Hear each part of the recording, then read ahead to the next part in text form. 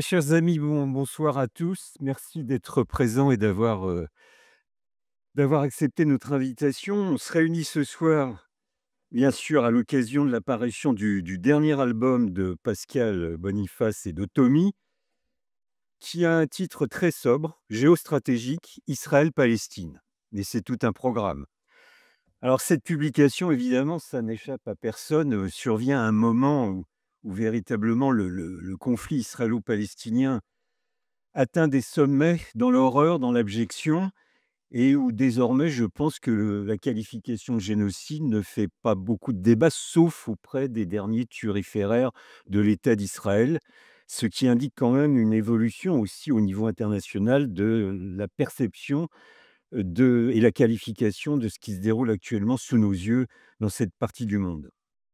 Facteur aggravant, parce que si l'émotion est présente parmi les populations en général, on doit constater que malheureusement, les États, notamment les États occidentaux, s'avèrent dans une position de complicité puisque, au-delà des déclarations parfois compassionnelles, il y a peu d'initiatives ou pas d'initiatives qui pourraient avoir comme conséquence de stopper, le massacre, d'arrêter le massacre.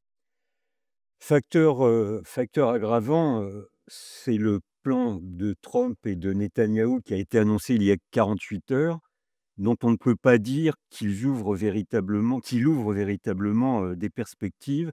Ça, on en rediscutera plus en détail dans le cours de la conférence. Je pense que c'est un sujet évidemment important et qui, de toute façon, n'a pas la réponse puisque nous attendons, les décisions du Hamas devant les propositions qui ont été formulées il y a donc 48 heures. Ce qui est aussi assez étonnant, mais on va en reparler dans le débat, c'est que quand on écoute la plupart des commentaires, pas tous, mais la plupart, notamment sur les fameux plateaux télé, on a l'impression que tout commence, le 7 octobre 2023. Et je pense qu'un des mérites parmi beaucoup d'autres de ce livre, c'est qu'il replace, cette question israélo-palestinienne, dans son contexte, dans son évolution, sur la longue durée. Je pense que c'est nécessaire. On n'est pas là pour faire de l'histoire, mais je crois qu'il est impossible de comprendre ce qui se déroule aujourd'hui si on n'a pas une petite perception et compréhension historique, sur ce dossier, douloureux depuis déjà plusieurs décennies et en filigrane, quand on lit cet album, il y a une question qui vient immédiatement, on va en reparler aussi, c'est, finalement, est-ce que l'objectif d'Israël depuis sa création, depuis sa proclamation, ne serait-elle pas d'empêcher par tous les moyens la création d'un État palestinien? Alors pour mieux comprendre ces quelques questions et sûrement beaucoup d'autres qui vont surgir du débat entre nous, tout d'abord, je tiens à remercier, Agnès Levallois et Jean-François Corti, qui nous font l'amitié d'avoir répondu présent à notre invitation. Pour ceux qui ne les connaîtraient pas, mais je pense qu'il n'y en a pas beaucoup parmi nous, Agnès, est présidente de l'IREMO, l'Institut de recherche et d'études Méditerranée-Moyen-Orient.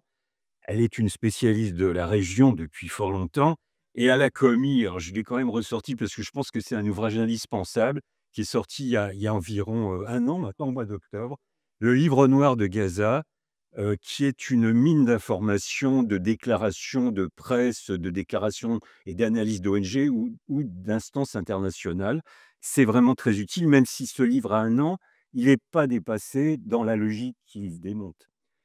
Et puis Jean-François Corti, qui est président, nous avons décidément beaucoup de présidents à cette table, qui est président de Médecins du Monde, qui est chercheur associé à l'IRIS par ailleurs et qui lui a commis un livre alors qui est un tout petit peu plus récent, qui date du mois d'avril de cette année, Géopolitique de l'action humanitaire chez Erol.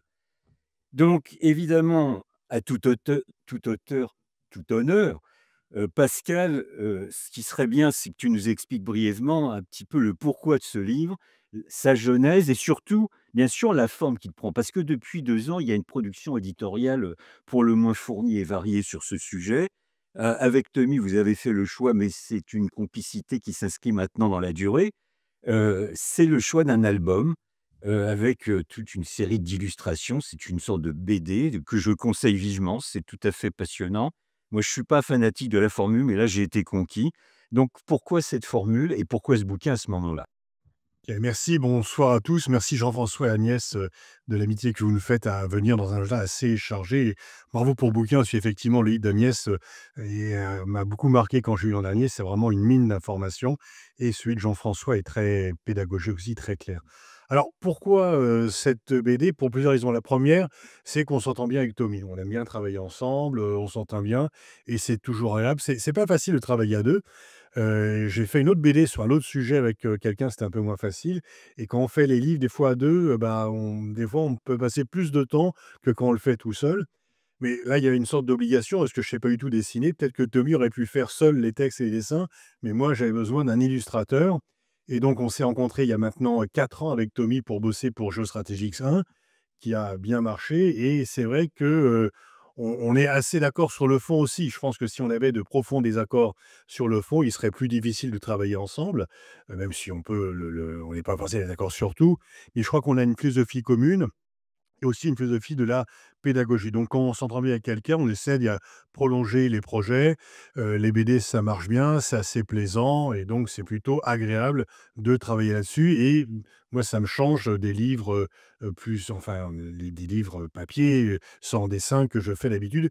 Ça fait longtemps que je voulais faire des BD, mais j'avais pas d'illustrateur et merci à Dino Graphique, et Marguerite Cardozo, pour ne pas la nommer, elle n'est pas là ce soir, qui nous a mis en contact et qui nous a permis de nous, rencontrer, donc ça marchait dès le départ. Et puis, il y avait, aussi en fait sur ce sujet précis, donc on a fait Géostratégiques 1 qui était l'histoire des relations internationales depuis 1945.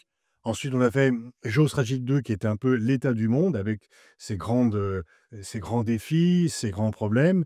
On a fait c'était l'année des JO, bon là, le petit tropisme, effectivement, sur, les jeux olympiques. On a fait, un livre sur les JO, en l'an dernier et puis on s'est dit en 2024: «Est-ce qu'on continue? Est-ce qu'on essaie de faire un nouveau tome?» Et ce qui s'est imposé de lui-même, sur quoi il y aurait besoin de faire de la pédagogie géopolitique, évidemment, le conflit israélo-palestinien, parce que c'est l'un des plus centrales, c'est l'un des plus, importants, et il y a un besoin de pédagogie, de mettre un peu, un récit qui soit un récit irréfutable et de remettre ce conflit, comme tu l'as dit Didier, dans le temps long parce qu'effectivement, tout n'a pas commencé le 7 octobre et on remonte en fait à la fin du 19e siècle pour voir un peu de l'affaire Dreyfus, Théodore Herzl, l'état des Juifs et on a voulu faire quelque chose qui permette effectivement, bah, de comprendre pourquoi en est-on arrivé là, comment on est arrivé là et donc, moi j'ai fait, Permis de tuer il y a peu de temps, en citant beaucoup Agnès, et qui était un essai où là je prends parti. Là, on fait un récit, factuel, de l'histoire du conflit. C'est un peu et on vise un peu un public lycéen. Moi, on fait beaucoup de conférences dans les lycées, aux universités. Les profs me disent: «Non, on n'a pas de problème pour aborder le conflit du Proche-Orient, on peut le faire et même on doit le faire parce que si on n'en parle pas, les débats auront lieu de toute façon et ils ont lieu de façon moins apaisée, plus sournoise, donc il faut que l'on puisse en parler en classe et cette BD sert aussi normalement dans les CDI parce que la BD fait moins peur en termes, d'accès à la lecture. Les livres peuvent des fois un peu effrayer ou un peu créer un peu une sorte, de recul. On espère par la BD d'attirer très, facilement les lecteurs et ensuite, bah, ils iront voir des livres plus développés, plus savants, peut-être plus engagés également pour continuer cela. Mais c'est une sorte de premier pas vers, l'approche de ce conflit. C'est pas uniquement pour les lycéens, je pense que d'autres et puis les BD, en fait, il y a un public très large de BD. Il y a un public, bah, c'est peut-être pas de 7 à 77 ans, mais, de 15 à 95 et et donc voilà. Donc on a fait cette BD et comme d'habitude, il y a les allers-retours. Comme d'habitude, bah, il y a effectivement le jeu de Tommy qui, a le don quand même d'ajouter de l'humour sur un dossier sur lequel l'humour, est quand même assez peu présent. Donc de mettre quelques coins de sourire sur ce dossier qui est, on en parlait avant, qui est quand même plutôt déprimant. C'est très difficile de travailler là-dessus. C'est très difficile de faire de la géopolitique en ce moment parce qu'il y a pas beaucoup de bonnes nouvelles et en plus, c'est aussi très difficile parce que la façon dont, ce problème est traité dans les médias n'encourage pas, à avoir, de l'espoir dans un traitement, pédagogue, un traitement honnête, de l'information. On voit bien qu'il y a des livres, sensationnels, pour dénoncer, ceux qui, essaient de dire que c'était pas tout à fait normal de bombarder les civils, qui ont pigné sur rue, des gens qui sont interrogés sans être contredits et ceux qui veulent entendre une voix différente, ne sont pas invités. Je doute qu'on ait beaucoup d'invitations, pour cette BD, du fait en partie pas de la BD en tant que telle, mais de la diabolisation que je peux représenter pour certains, mais je pense quand même qu'elle trouvera sa place et les premiers chiffres sont d'ailleurs très encourageants, elle est sortie jeudi dernier et elle commence déjà à trouver son public. Merci. Merci Pascal.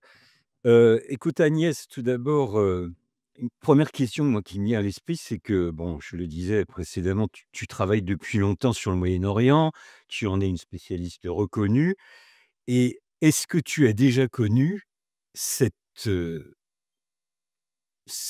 paroxysme de la violence? J'arrive pas à trouver le mot, je pense que c'est le bon terme.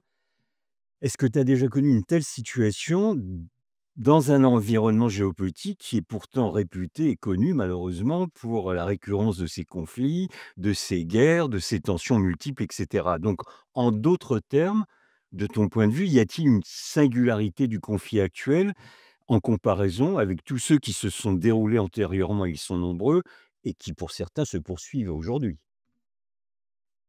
Merci beaucoup Didier. Oui, effectivement, il y a vraiment une singularité et d'ailleurs dans l'introduction du livre noir, moi je parle de conflit hors norme. Enfin, c'est l'expression que j'avais utilisée à l'époque et qui m'était venue, spontanément. Alors pourquoi j'avais utilisé ce terme d'hors norme ou de spécifique ou de particulier, exceptionnel? D'abord par la durée de cette guerre que mène Israël contre la bande de Gaza et contre les Palestiniens d'une façon plus générale. Jusque-là, les guerres qui étaient menées par Israël étaient des guerres éclairs qui duraient quelques jours, éventuellement quelques semaines, mais jamais Israël ne s'était lancé dans une opération, dans une guerre de cette ampleur. Et la conséquence immédiate de cela, c'est le bilan humain de cette guerre qui est absolument inimaginable. Non seulement en termes de victimes civiles, le nombre d'enfants tués dans ce conflit est absolument ahurissant, de civils, c'est absolument ahurissant, ce qui va évidemment à l'encontre de tout le narratif israélien qui considère que ben, cette guerre est menée pour tuer, éradiquer, j'ai horreur de cette expression, les combattants du Hamas. On voit bien qu'on n'est pas du tout dans cette logique.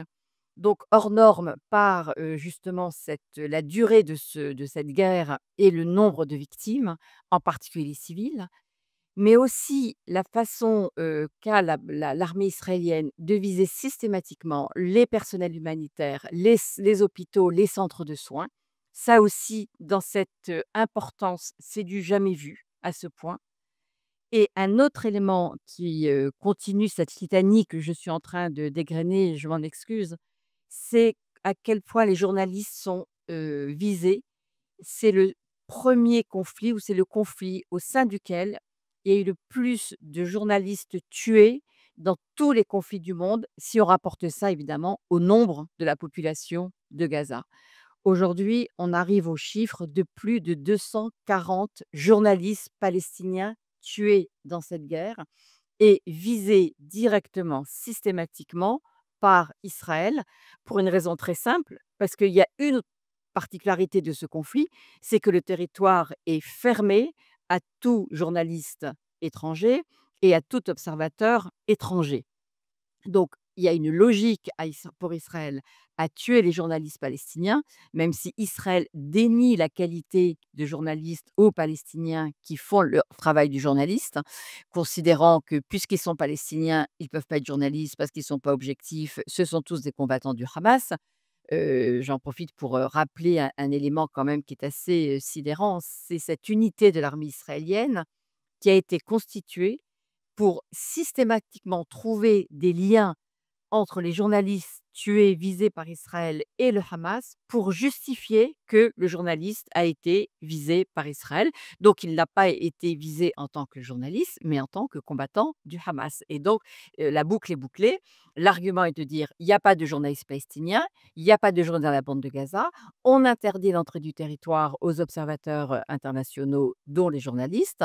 Donc tout ce qui sort comme information de la bande de Gaza est soumis à condition, puisque de toute façon, personne n'a la légitimité pour parler, puisqu'on dénie tout professionnalisme aux journalistes palestiniens.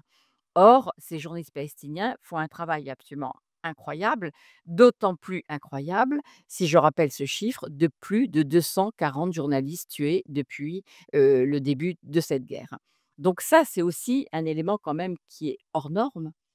Un autre élément, c'est que du fait de la décision d'un gouvernement, le gouvernement israélien, eh bien, des enfants, des adultes meurent de faim. On a une famine organisée qui est normalement condamnée, hein, par les lois de la guerre, parce qu'il y a quand même des lois dans la guerre, et que là, par le fait simplement, si je puis dire, d'une décision, le blocus qui a été mis en place autour de la bande de Gaza au lendemain du 7 octobre provoque la mort de d'enfants, mais pas que d'enfants, parce qu'il y a cette famine qui est consciemment organisée. Alors, ce que je vais vous dire va peut-être en choquer certains, mais c'est vrai quand il y a un terrible événement naturel, un tremblement de terre terrible, il y a des morts. Après, dans la suite, il peut y avoir des famines parce que les conditions enfin, ne sont pas praticables. Je veux dire, ça ne justifie rien, mais on peut comprendre qu'il y a des conditions exceptionnelles. Là, dans le cas de Gaza, ce ne sont pas des conditions exceptionnelles, c'est la décision d'un gouvernement. C'est-à-dire que toutes ces morts pourraient être évitées. Alors, je parle des morts de la famine, mais aussi des morts de tous ces Gazaouis qui meurent parce qu'ils n'ont pas de soins, parce qu'ils n'ont pas accès à des médicaments, tous les malades qui ont des maladies chroniques qui n'ont plus accès aux moindres médicaments. Tout cela est dû et provoqué par la décision d'un gouvernement au nom de sa sécurité. Donc là, on est aussi dans un cas de figure tout à fait, me semble-t-il, exceptionnel de par les mesures qui sont prises et enfin parce que, on pourrait égrener ça encore pendant des minutes et des minutes, mais il y a un autre point quand même évidemment essentiel, c'est le non-respect du droit international à ce point. C'est-à-dire que toutes les mesures qui sont prises, la famine, le fait de viser les hôpitaux, les personnels humanitaires, tout ça, ça va à l'encontre du droit humanitaire international. Je pense que Jean-François en parlera beaucoup mieux que moi. Mais ce sont des éléments qui sont condamnables et lorsqu'il y a une guerre, il y a un minimum de règles que les belligérants doivent respecter. Or là, ce droit international, comme vous le savez, est complètement bafoué et Israël n'entend absolument pas le respecter. Donc voilà, très rapidement, les quelques points qui font que je trouve que ce conflit est dans la série des guerres menées par Israël contre les Palestiniens, hein, parce que là, évidemment, il faut revenir à un contexte historique, hein, le 7 octobre, tout ce qui se passe depuis le 7 octobre n'a pas commencé le 7 octobre et il faut absolument remettre tout ça dans un contexte historique et quand on reprend toutes les guerres israélo-palestiniennes, eh bien celle-ci est quand même absolument particulière de par finalement cette violence exercée par Israël à l'égard du peuple palestinien avec l'idée, je ne l'ai pas dit, mais de commettre quand même une épuration ethnique, un génocide et de faire en sorte que les Palestiniens disparaissent purement et simplement de la carte du monde, ce qu'ils vont avoir du mal quand même, je crois, à faire. Merci Agnès. Jean-François, toi, tu es médecin, dans ta carrière, tu as connu, tu as exercé, opéré, dans de nombreuses zones de conflit et puis nous savons par ailleurs que Médecins du Monde opère dans les territoires palestiniens et notamment à Gaza bien antérieurement au 7 octobre. Mais est-ce que là aussi c'est le même type de question? Y a-t-il une spécificité? Agnès a évoqué, le droit, humanitaire international, donc évidemment les ONG sont au premier plan pour constater, l'état des dégâts qui peuvent être, commis et en quoi cela ça a une influence sur la façon dont vous procédez sur place, quand vous pouvez y procéder? Merci. Merci pour l'invitation. Bravo à Tommy et Pascal pour cet ouvrage et qui a l'intérêt justement, tu l'as rappelé Pascal, de vulgariser, une situation compliquée, de pouvoir aussi poser les termes d'un débat, ce qui est difficile depuis 2 ans, mais depuis de nombreuses années, hein, lorsqu'on parle du conflit israélo-palestinien. Moi, je parle en tant que président d'une association, qui a des équipes en Cisjordanie, et à Gaza, donc je tire ma légitimité de prise de parole, non seulement d'avoir été directeur des opérations, m'être rendu à Gaza pour voir les équipes il y a quelques années, mais aujourd'hui en tant que président pour, porter la voix de ces équipes, et porter aussi, la voix de la raison humanitaire qui est malmenée, ces dernières années et ces derniers mois, notamment dans la bande de Gaza. Je m'inscris dans ce que vient de dire Agnès, comme disait Ronnie Broman, le conflit israélo-palestinien dans Gaza aujourd'hui, c'est le conflit de tous les records, quoi, voilà, c'est un record aussi dans la cruauté, dans la violence, même s'il est toujours difficile de faire une gradation, dans l'horreur entre différents conflits, que ce soit ce qui s'est passé en Tchétchénie, à Grozny ou, en Syrie, à Alep, pour, passer, sur, le Soudan en ce moment ou la République démocratique du Congo et je pourrais en étaler, République centrafricaine, Burkina Faso, enfin, il y a une multitude, vous le savez aujourd'hui, de conflits, qui s'empilent avec des horreurs et où les civils et les humanitaires perdent nos tribut. Mais la spécificité du conflit à Gaza, en plus d'une histoire qui nous lie à la région, on va dire diplomatique, si je parle en tant que citoyen français, c'est évidemment ce qu'a rappelé Agnès, tous ces records, dans l'horreur qui sont mis, en avant. Je voudrais rentrer dans les des précisions quand même qui me semblent importantes. On parle de 66 000 morts aujourd'hui dans Gaza en l'espace de 2 ans, mais vous pouvez multiplier par 2 ce chiffre qui ne prend pas en compte toutes les personnes qui sont restées sous les décombres ou celles qui meurent à petit feu par défaut de soins sous des bâches en plastique et qui ne sont pas comptabilisées par le système de santé publique qui aujourd'hui, vous l'imaginez, ne marche pas lorsqu'on a un système de santé qui est à plat et qui a été systématiquement délibérément détruit. Donc vous pouvez, démultiplier, ce nombre de morts, on parle d'au moins 150 000 blessés et c'est au moins, 20 000 patients qui mériteraient d'être, on va dire, sortis en urgence pour être pris en charge dans des dispositifs opérationnels qui ne le sont plus aujourd'hui dans Gaza parce que le système de santé, a été, laminé. Il y avait environ 36 hôpitaux fonctionnels avant le 7 octobre 2023. Il n'y en a plus qu'une dizaine et la plupart ne sont pas fonctionnels pleinement, sont en rupture de médicaments, ont un staff qui a été aussi, en partie tué, qui est épuisé et il manque de fioul pour faire tourner les groupes électrogènes. Et puis dans, la spécificité aussi, moi, qui me touche beaucoup, c'est qu'il y a énormément d'enfants qui ont été tués, certes, hein, c'est dans les 66 000 morts, c'est 83 de civils, hein, de femmes et d'enfants, en grande majorité. Et aujourd'hui, vous avez une spécificité à Gaza, c'est le nombre, d'enfants, blessés, amputés, handicapés et orphelins. Comme jamais on en a vu dans les conflits contemporains et je pense même, dans l'histoire des conflits, si on remonte à très longtemps. Ce qui est étonnant aussi, c'est qu'aujourd'hui la population vit sur 82 du territoire, d'avant le 7 octobre, donc la population est concentrée et avec une volonté de les concentrer et ce terme a été utilisé par monsieur Smotrich, hein, qui a, dès le mois d'avril, rappelé les intentions, des autorités israéliennes, à savoir de déplacer l'entièreté de la population à l'ouest et ensuite au sud de la bande de Gaza, où ils seraient pris en charge dans une ville dite humanitaire que serait Rafah, avant de les expulser vers le Soudan, le Yémen, l'Indonésie, pour rétablir la Riviera de monsieur Trump. Aujourd'hui, ce que l'on observe, c'est-à-dire l'évacuation partielle de Gaza City, la concentration d'1,5 million de personnes dans le sud, en vue potentiellement, d'une expulsion ou en tout cas, de conditions qui ne, renverront pas à une enfin la volonté, la possibilité, d'autodétermination sur, notamment, un État palestinien. Je fais référence à l'accord qu'a cité Didier et en aucun cas, dans l'accord de monsieur Trump, il est mentionné de manière très claire la possibilité à l'État palestinien. Il est mentionné que les Gazaouis ne seraient pas expulsés, mais depuis le mois d'avril, on sait que potentiellement, on n'expulsera pas tous les Gazaouis. Ils pourraient rester à Gaza pour être des travailleurs, qui, sont soumis à une gouvernance américaine et où on leur demande pas leur avis sur, l'autodétermination, de leur État. Donc, c'est quasiment l'entièreté de la population qui a été déplacée, à plusieurs reprises. Pratiquement tout le monde a perdu des membres de sa famille, et puis, ces 300 humanitaires qui ont été tués, tu l'as rappelé, Agnès et la spécificité en fait aussi, par rapport à d'autres conflits et d'autres horreurs, c'est que on l'a rappelé, avant le 7 octobre, il y avait déjà un blocus, sur Gaza, hein, depuis, 15-16 ans. Il était déjà difficile de pouvoir, rentrer et sortir de Gaza. Moi, j'y suis allé, voir les équipes, en 2015-2016. Vous rentriez dans une prison à ciel ouvert et certains d'entre vous y sont allés.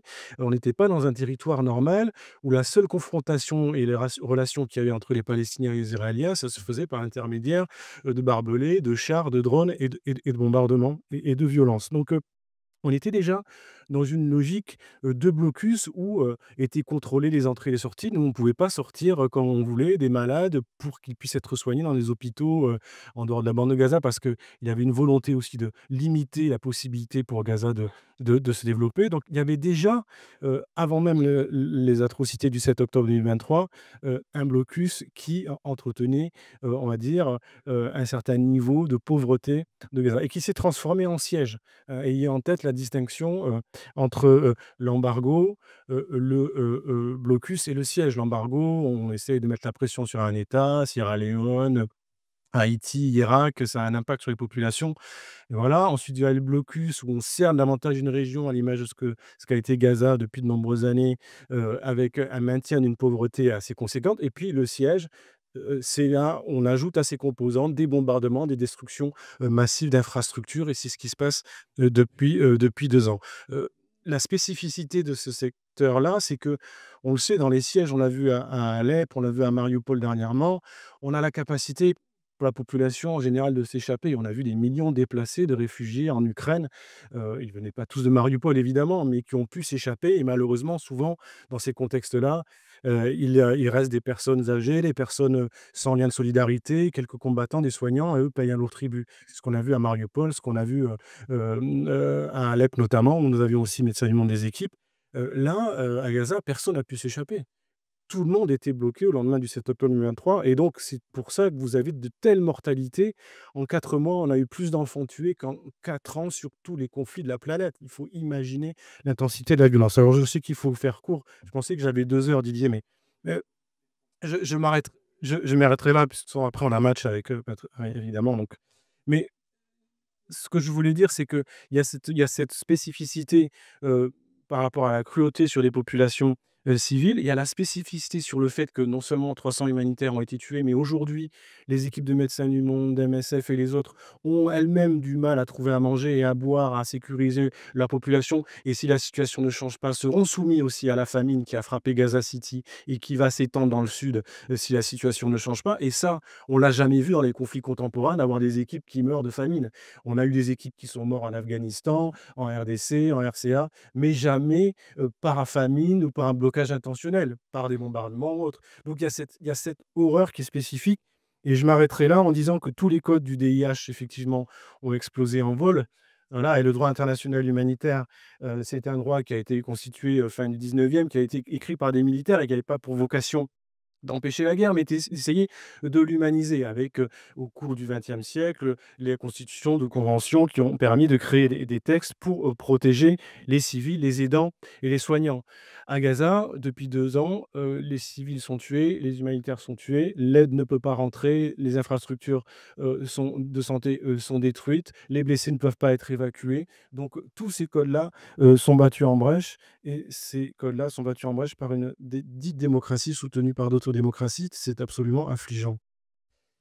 Merci, Jean-François. Alors, Agnès, on a évoqué tout à l'heure le manque de réaction, notamment des puissances occidentales, et c'est une triste réalité. Mais il faut aussi s'interroger sur le manque de réaction effective de la part des États de la région, notamment des États arabes. Alors, comment expliques-tu cette situation d'une part? Est-ce que tu considères que les suites du 7 octobre induisent une modification des politiques des États arabes à l'égard de la question palestinienne? Et quand je dis des États arabes, j'en suis désolé parce qu'évidemment, il y a une pluralité, une diversité de réactions, mais allons à l'essentiel dans un temps très contraint. Je vais essayer d'aller, effectivement à l'essentiel, parce que je dirais qu'il y a 2 groupes de pays arabes essentiellement. Alors si je reste sur le Proche et le Moyen-Orient, hein, je ne vais pas parler du Maghreb. Il y a les pays directement concernés, c'est-à-dire qui ont une frontière avec Israël ou tout proche. Alors il y a l'Égypte, hein, qui est très embêtée parce que le blocus qui était mis autour de la bande de Gaza avant le 7 octobre, il était un blocus qui était mis en place par Israël et l'Égypte. L'Égypte quand même qui se méfie beaucoup des Gazaouis parce que justement l'Égypte n'aime pas du tout les Frères musulmans, donc n'aime pas le Hamas et donc ne veut surtout pas prendre le risque que des Gazaouis puissent partir et trouver refuge en Égypte. En même temps, l'Égypte a toujours joué un rôle important puisque c'est un ancien territoire, la bande de Gaza, qui a été administrée par l'Égypte. Donc c'est un territoire qu'elle connaît bien, elle en connaît bien ses habitants, ses responsables. Et donc l'Égypte a toujours joué un rôle à travers ses services de sécurité, de médiation lorsqu'il y avait des crises interpalestiniennes ou la nécessité de négocier avec Israël. C'est vrai que les services égyptiens ont toujours été à la manœuvre. C'est une particularité de la position de l'Égypte, hein. Donc l'Égypte est tétanisée à l'idée que des Gazaouis pourraient quitter le territoire parce qu'ils passeraient par ce territoire et que ça les inquiète fortement. La Jordanie est complètement tétanisée aussi parce que les Palestiniens qui sont en Cisjordanie, il y a une forte pression qui s'exerce sur eux pour qu'ils partent pour aller où? En Jordanie. D'autant plus que une majorité d'Israéliens a toujours considéré que l'État palestinien existait déjà. C'était la Jordanie. Et donc, ils considèrent qu'il est tout à fait légitime que les Cisjordaniens partent parce qu'ils ont déjà un État. De toute façon, c'est la Jordanie, ce qui évidemment inquiète un tout petit peu le roi de Jordanie, puisque son trône est sérieusement menacé alors que sa population est déjà majoritairement d'origine palestinienne. Maintenant, on va parler un peu des pays du Golfe parce qu'aujourd'hui, tout passe par les pays du Golfe. J'avais coutume de dire qu'il y avait eu un déplacement de centre de gravité dans le monde arabe, du Proche-Orient vers le Moyen-Orient avant le 7 octobre, puisqu'on considérait que la question palestinienne était finie, on n'en parlait plus, elle était mise sous le tapis et que tout se passait au niveau des pays du Golfe. Alors le 7 octobre démontre qu'on ne peut pas aussi facilement changer le centre de gravité et que ce conflit reste la matrice, à mon avis, en tous les cas, des conflits au Moyen-Orient et tant qu'il ne sera pas réglé, eh bien, il n'y aura pas de stabilisation possible de la région.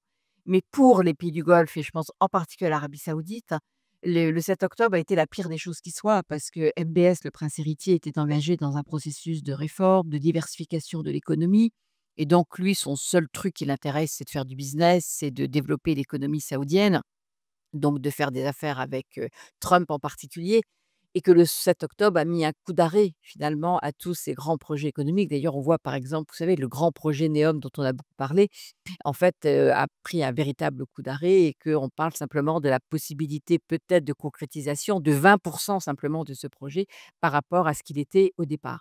Donc MBS, lui, bah, ça lui a pas du tout plu ce 7 octobre puisqu'il était en train de négocier une normalisation avec Israël. Puisque ce qu'il faut bien comprendre, c'est qu'il y a une fascination dans les pays du Golfe, d'où la normalisation des Émirats avec Israël. Il y a une fascination pour tous les systèmes de sécurité qu'exporte Israël, que vend Israël et qui est essentiel pour ces pays parce que ces pays sont éminemment vulnérables. Ce sont des pays dont la sécurité est très fragile puisqu'ils n'ont pas d'armée digne de ce nom, même s'il y a un vrai effort pour développer des appareils sécuritaires, mais ils n'en ont pas encore tout à fait la capacité. Et ils savent très bien que s'il y a deux trois missiles qui tombent sur les installations pétrolières, comme ça avait été le cas en 2019, eh bien, ça mine la crédibilité qu'ils veulent mettre en avant pour faire venir les investisseurs. Et c'est vrai qu'il y a eu une baisse des investissements parce que les investisseurs, dans une région où il y a un risque de déstabilisation plus grand que simplement le conflit israélo-palestinien, eh bien, ils hésitent à aller investir en se disant qu'il vaut mieux attendre des jours meilleurs.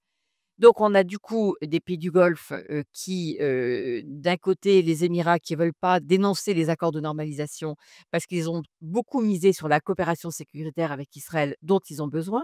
L'Arabie Saoudite, le prince héritier MBS, qui lui, n'en a vraiment que faire de la question palestinienne, mais il a une opinion publique quand même si on dit qu'il y a pas d'opinion publique en Arabie Saoudite, il y en a une et MBS a très bien compris qu'en suivant les réseaux sociaux, qu'il a une idée de ce qui se passe, comment la population réagit et que la population, est vent debout contre les massacres menés par Israël dans la bande de Gaza.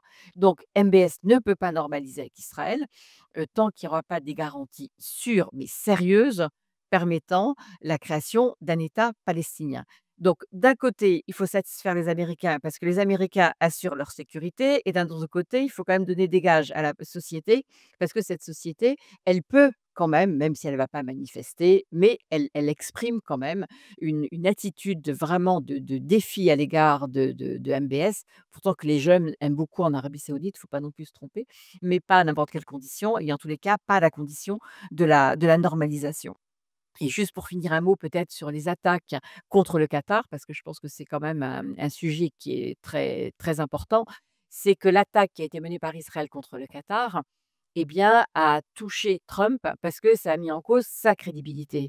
Parce que l'objectif de Trump, vous l'avez remarqué, le premier voyage à l'étranger, ça a été dans les pays du Golfe, hein, ça a été en Arabie Saoudite, au Qatar. Parce que là encore, il fait du business avec eux, hein, et que c'est quand même ça sa priorité essentielle. Et le fait de laisser Israël bombarder le Qatar, eh bien, ça montre que cette protection américaine n'est pas à la hauteur des attentes et des espérances, et non seulement des attentes, mais aussi des centaines de milliards de dollars dépensés pour cela. Et donc, les pays du Golfe sont en mesure aujourd'hui de dire: «Mais qu'est-ce que c'est que ça? Qu'est-ce que c'est que cette coopération qui, en fait, ne tient pas la route et ne correspond pas aux engagements qui ont été pris?» D'ailleurs, ça vous a peut-être pas échappé, mais que la semaine dernière, il y a eu cet accord entre le Pakistan et l'Arabie Saoudite. Alors, ça ne va pas remettre en question l'alliance stratégique avec les Américains, évidemment que non. Mais c'est quand même un signal et avec à la clé, là je sors un tout petit peu, un risque de prolifération nucléaire quand même dans la région qui risque d'être de plus en plus important et donc qui est quand même un sujet de préoccupation. Donc pour résumer, des pays du Golfe qui aimeraient normaliser, certains l'ont fait, mais d'autres aimeraient le faire. Dans le contexte actuel, c'est impossible. D'où l'initiative franco-saoudienne qui permettait à l'Arabie saoudite quand même de montrer qu'elle était prête à tenter de faire quelque chose. Je précise juste que le Mohammed Ben Salman, le prince héritier, n'a pas jugé bon quand même d'aller à New York à l'Assemblée générale pour soutenir ce plan, ce qui montre quand même qu'il est un peu mal à l'aise, donc il faut quand même faire quelque chose, mais jusqu'où aller? Alors officiellement, c'est la santé de son père qui l'a empêché de partir, mais évidemment personne n'est dupe. Donc on voit des pays qui essayent de jongler comme en permanence, hein, entre leurs impératifs de sécurité et le fait qu'ils puissent pas complètement abandonner quand même la question palestinienne, même si au fond, je le répète, ils n'en ont absolument rien à faire, me semble-t-il, hein. Merci. Avant de relaisser la parole à Pascal, Jean-François, dans le tableau que tu nous as dressé précédemment, il y a un aspect qui manque, ça tombe bien, ça me permet de te poser la question, c'est ce qu'on appelle la militarisation, de l'aide humanitaire. Alors c'est pas le seul, théâtre d'opération où on peut constater ce phénomène extrêmement inquiétant, mais je pense qu'à Gaza, on atteint des sommets avec la bande de mercenaires qui s'est intitulée la Gaza Humanitarian Foundation. On atteint là des sommets. Qu'est-ce que cela induit concrètement pour les organisations humanitaires? Les vraies, serais-je tenté de dire. Oui, alors, comme tu m'as dit que j'avais 30 secondes, je pourrais pas expliquer. J'ai dit 3 minutes, je suis bon avec Dans la toi. typologie des acteurs de l'aide, vous avez les États qui sont légitimes pour faire de l'aide, mais qui répondent pas à des principes humanitaires, d'indépendance, d'impartialité, de désintéressement. Ces principes de raison humanitaire qui sont portés par les ONG. Vous avez aussi dans la typologie des acteurs de l'aide, les Nations unies, les organisations supranationales, qui sont aussi très impactées, aujourd'hui, notamment l'UNRWA, l'UNICEF et autres, à Gaza. Vous avez, les fondations Croix-Rouge, et Croissant-Rouge, qui sont des auxiliaires d'État, donc qui sont un peu dans l'entre-deux, entre les États et les ONG. Et puis vous avez des fondations privées, aussi dans ce paysage. Les États interviennent dans des contextes, de guerre, d'aide, même dans les catastrophes naturelles, mais c'est toujours de manière intéressée et c'est dans le cadre, d'intérêts politiques, économiques ou autres. Ce qui n'est pas le cas, des humanitaires. Je vous refais cette précision pour faire écho à ce que tu disais, Didier, sur, les vrais humanitaires versus les acteurs de l'aide, étatiques. Les États ne répondent pas aux mêmes, principes, de la raison humanitaire que, je vous ai rappelé. On a vu, non seulement une militarisation, mais une instrumentalisation, de l'aide, à Gaza dès, je veux dire, dès le blocus d'il y a 17 ans que j'évoquais, mais dès le lendemain du 7 octobre où, à la place des 600 à 700 camions qui rentraient chaque jour pour alimenter une bande de Gaza qui n'était pas suffisante, on est passé à 0 camion parfois ou à 50, 20, 30 chaque jour. Ce qui a entraîné une énorme difficulté pour les acteurs humanitaires de pouvoir faire leur travail dans de bonnes conditions. Nous, par exemple, Médecins du Monde, en 2 ans, on a réussi à faire entrer 4 camions alors qu'on a des tonnes de matériel prépositionné à El Al-Rish en Égypte ou en Israël et qu'on a réussi, grâce aux Nations Unies, à avoir des dons d'Organisation mondiale de la santé ou autre pour pouvoir avoir des médicaments et que nos équipes travaillent dans de bonnes conditions. Donc l'aide, elle a été d'emblée un élément de négociation politique depuis 2 ans, une variable d'ajustement, je dirais, dans des négociations en cours autour des enjeux du conflit. Et donc, on voit bien que déjà à ce niveau-là, on a un non-respect du droit international humanitaire parce que, l'aide ne se négocie pas normalement, hein, dans, les conventions, en lien avec le droit international humanitaire. Le deuxième niveau assez flagrant d'instrumentalisation de l'aide, je dirais, c'est, plutôt comment, l'aide a été utilisé comme un outil de dépolitisation. Lorsque les Américains, entre avril 2024 et juillet 2024, nous expliquent qu'ils vont faire un corridor maritime pour faire venir des bateaux depuis Chypre, pour casser le blocus d'une armée qu'elle soutient elle-même en armes, en nous expliquant que Gaza est une île et que la meilleure manière de faire venir de l'aide, c'est par la mer, on voit comment la rhétorique humanitaire, l'opérationnalité, ça a duré 4 mois, ça a été un fiasco opérationnel. Ils ont passé à autre chose à partir de juillet 2024. Mais on voit comment les Américains, en instrumentalisant la raison humanitaire, dans ses codes sémantiques, dans son opérationnalité, a détourné le sujet de fond qui était pourquoi l'aide est nécessaire. Mais c'est parce qu'il y a un blocus d'une armée qu'elle soutient elle-même, qui est en train d'organiser un siège, une famine intentionnelle et un génocide. Et donc, c'est une manière de ne pas être dans le vif du sujet, de condamner pourquoi elle est nécessaire et de pouvoir aussi pointer du doigt le fait que, au fond, les Palestiniens ont le droit de vivre et de défendre des intérêts politique. Et dans le même temps, ils ont en permanence bloqué au Conseil de sécurité différentes prérogatives pour un cessez-le-feu, pour l'arrêt d'envoi d'armes dans la région. Et autres. Donc, vous voyez comment aussi la notion d'aide peut être un outil de dépolitisation des contextes. Et le troisième niveau que tu as rappelé, Didier, c'est la Fondation humanitaire pour Gaza, une organisation qui n'a rien d'humanitaire, qui est dit pilotée par un proche de Trump, qui est fait de mercenaires à la solde de l'armée israélienne et des Américains et qui en fait est une caution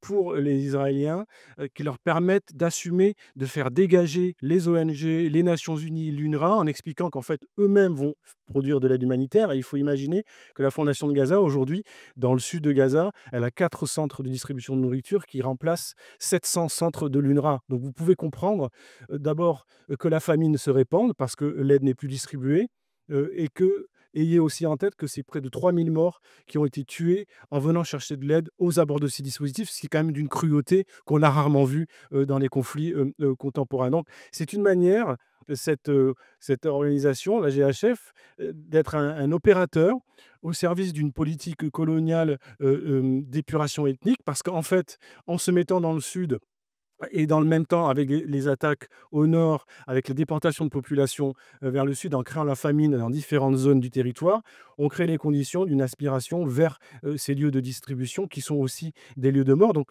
cet opérateur, la GHF, est un opérateur assumé d'une déportation massive de population. Et donc évidemment, ça crée les conditions pour pouvoir aussi légitimement se défendre lorsque le jour viendra de la justice. Les autorités israéliennes pourront toujours dire qu'ils n'ont jamais empêché l'aide de rentrer parce que d'ailleurs, regardez, la GHF était présente et qu'elle a fait le boulot. Merci Jean-François. Alors Pascal, 2-3 questions brèves. Tout d'abord, nous savons qu'actuellement il y a 2 conflits majeurs, l'Ukraine et Gaza. Qu'est-ce que la réaction ou la non-réaction des puissances occidentales à l'égard de Gaza révèle du 2 poids 2 mesures qui est un marqueur des relations internationales? 2, bon, il y a eu la reconnaissance de l'État de Palestine, on l'a vu, la semaine dernière par 10 nouveaux États, donc désormais il y a une majorité nette et claire, à l'ONU de pays qui reconnaissent la Palestine. On doit s'en féliciter, mais est-ce qu'il est possible d'envisager maintenant, d'autres types d'initiatives? Parce que depuis, lundi, il y a 10 jours, eh bien, les bombardements continuent et l'horreur, se perpétue. Enfin et dernière chose, là, c'est l'actualité la plus immédiate, je l'évoquais tout à l'heure, il y a eu ce plan Trump-Netanyahou, énoncé il y a 48 heures. Heu, Est-ce que tu penses, toi, qu'il y a une probabilité, même minime, que ce plan puisse se concrétiser, même partiellement, encore une fois? Oui, juste pour rajouter à ce qu'ont dit Agnès et Jean-François, juste un mot, on est dans l'amphithéâtre, Stéphane Hessel et Stéphane, a, l'un des premiers appelé à la fin du blocus de Gaza. Rappelez-vous son livre «Indignez-vous», qui a quand même eu un succès énorme et donc Stéphane inlassablement et Christiane après son décès, son épouse, qui était là lorsqu'on a inauguré cet amphithéâtre, a quand même inlassablement rappelé la conscience humaine sur le fait qu'il n'était pas normal de mettre un blocus, de faire vivre dans une et même quelqu'un qui n'est pas vraiment un islamo-gauchiste comme Nicolas Sarkozy avait employé le terme de prison à ciel ouvert. Peut-être qu'il en connaîtrait une qui sera pas à ciel ouvert, mais il a utilisé l'expression prison à ciel ouvert. Donc c'est dire quand même que la situation à Gaza n'était pas normale avant le 7 octobre. Alors pour tes 3 questions, Oui, bien sûr, le 2 poids 2 mesures, il est évident et on peut s'étonner que les pays occidentaux continuent à avoir le même discours sans se rendre compte que ça ne peut pas marcher. Un peu comme les pays communistes rappelaient leur même propagande en disant que ça marche. Dire que c'est pas pareil et après avoir insisté lourdement auprès de tous les pays du Sud global, qu'ils soient africains, latino-américains ou asiatiques, de prendre des sanctions contre la Russie parce que cette dernière avait agressé l'Ukraine et avait bombardé des civils et que c'était des crimes de guerre. Elle a resté complètement inactive alors qu'Israël faisait de même, ce qui fait qu'il y a un double échec, un échec stratégique. On n'a pas réussi, à rétablir la situation en Ukraine, mais on a perdu notre crédibilité non seulement stratégique, mais aussi morale. Sur tous les pays du Sud, c'est tellement évident qu'il y a un 2 poids 2 mesures qu'il sera plus possible que le jeu favori des diplomaties occidentales d'aller faire la leçon aux autres pays, de leur donner des leçons de conduite, des leçons de maintien en public, tout ça, c'est terminé. Les pays occidentaux ont perdu le crédit moral qui était largement autocrédité par ailleurs, parce que le 2 poids 2 mesures n'a pas commencé avec la guerre de Gaza, mais là, il a éclaté et vraiment, il était devenu, l'éléphant dans la pièce. Ce n'est plus possible ensuite de dire comment se comporter et là, il y a quand même une lourde responsabilité là-dessus et de ce qui, et au moment où d'ailleurs où Trump met en cause le droit international et que nous critiquons, nous, Européens, cette remise en cause de l'ONU, du droit international par Trump, on est un peu gênés parce que nous-mêmes, on l'a complètement abandonné au Proche-Orient depuis assez longtemps et encore plus visiblement depuis 2 ans. Alors, la reconnaissance et après, la reconnaissance, on était tous un peu partagés parce que effectivement, sur le terrain, il n'a rien changé parce que les bombardements ont continué. Il n'y a pas plus d'aide humanitaire qu'auparavant. Tu as pas pu faire rentrer plus d'aide ou soigner plus de gens qu'avant. Donc, so what? En même temps, quand on voit l'énergie avec laquelle certains, en Israël ou en France aussi, ont fait des efforts avec une très grande énergie pour dire qu'il ne fallait pas reconnaître, que oui, il fallait reconnaître, et c'est toujours trop tôt de toute façon. Il y a des gens pour qui la reconnaissance de la Palestine, c'est trop tôt, mais ils disent ça depuis 1967. Enfin bon, donc c'est toujours trop tôt, il faut conditionner et dire que c'était une récompense au Hamas, la non-reconnaissance est une récompense à Netanyahou, à Nemir et à Smotrich. Donc on a bien vu que les mois que créait la reconnaissance montraient qu'elle n'était pas inutile, juste par déduction, même si c'est nécessaire, mais pas suffisant. Et chacun sait, notamment par rapport à ce qui se passe en Russie en Ukraine, que tant qu'il n'y aura pas de pression sur Israël, et donc en fait de sanctions, Israël ne changera pas. Et donc on a en fait la mise en scène d'une impuissance occidentale qui, disons, c'est inacceptable, c'est l'horreur, les limites ont été franchies, mais qui sont comme les carabiniers de Fenbach qui chantent Marchons, marchons en restant sur place. Et donc on met en scène notre propre impuissante et des fois, on se dit: «Il ferait mieux ne rien dire». Il ferait mieux ne rien dire que de condamner, Israël, sans absolument n'en tirer aucune conséquence concrète. Et c'est là qu'intervient le plan Trump et là, je suis aussi partagé. C'est-à-dire que, bah, pour la première fois depuis, 30 ans, 35 ans, il y a une vraie pression américaine sur un gouvernement israélien. Pour la première fois depuis George Bush, père puisque Netanyahou a été obligé d'abandonner son envie de vider Gaza de sa population et il y a eu une réelle pression insuffisante, mais Netanyahou a dû céder. Alors bien sûr, on le connaît, c'est le roi du culbuto. Regardez ce qu'il a fait quand Trump a dit qu'il voulait négocier avec l'Iran.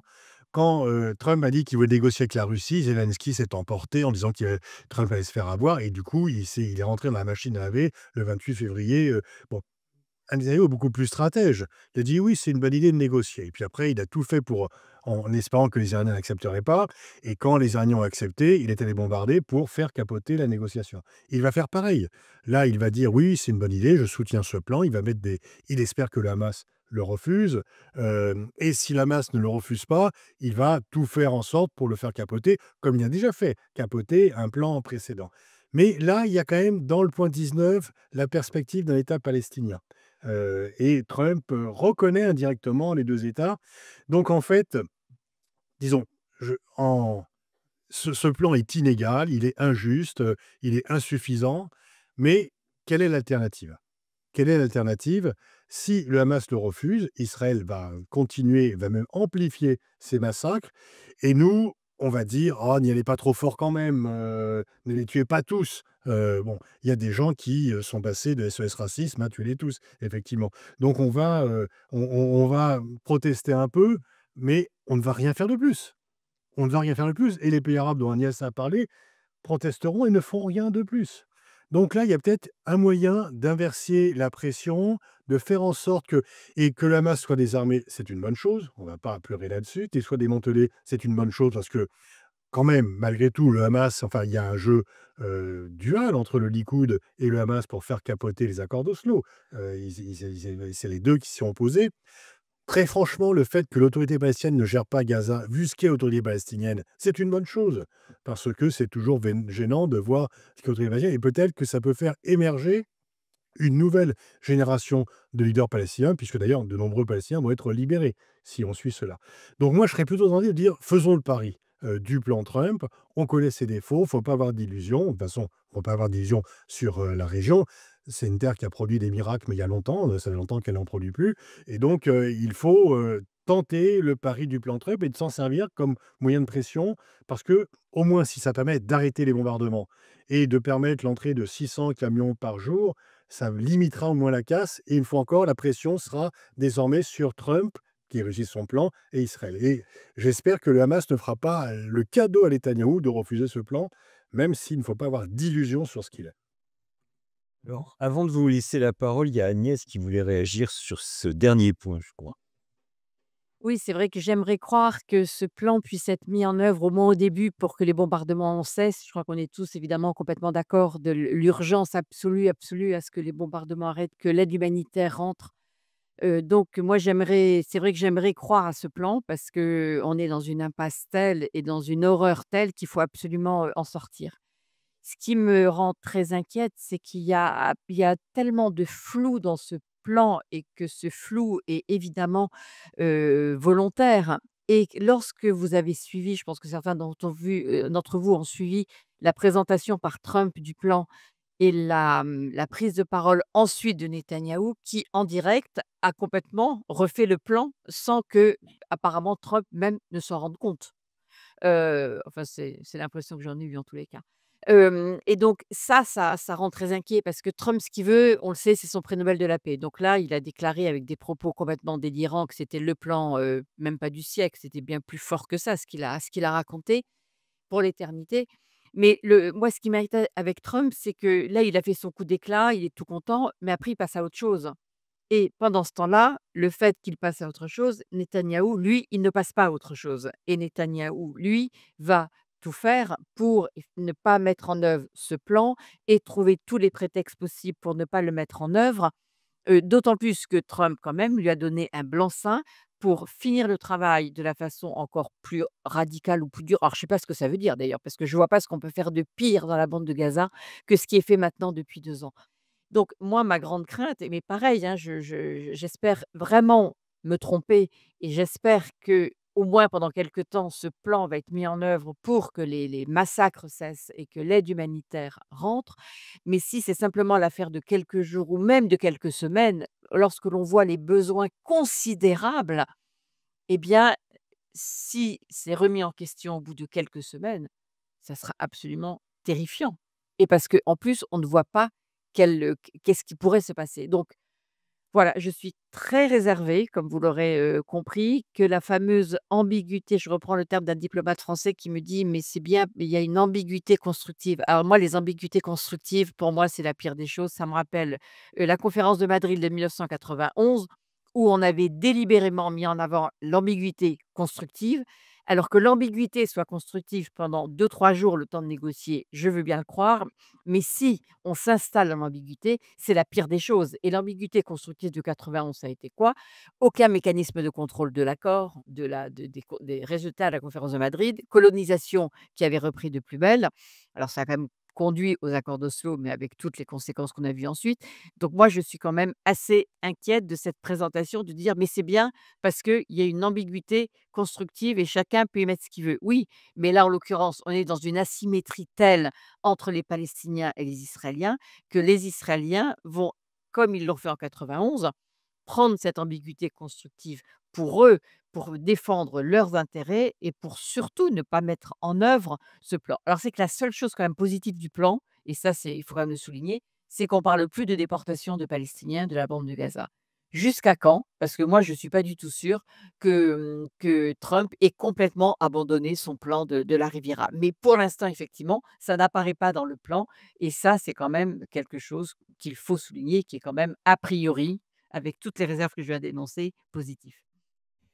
Merci, donc on va vous laisser la parole. Des micros vont circuler pour s ah bah, ils sont là-bas, il y a même 2 micros. Donc qui veut la parole? Bah, c'est pas les masses, hein.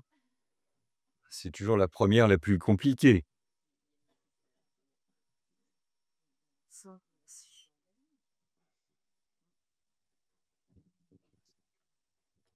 Alors faites des questions brèves, s'il vous plaît. Oui, alors ça serait très bref. Vous avez parlé de l'impuissance des États et du fait que la société civile était quand même en désaccord, mais vous n'avez pas du tout parlé de la flottille qui est en cours en ce moment et est-ce que vous pensez qu'il y a une forme d'espoir ou non plus?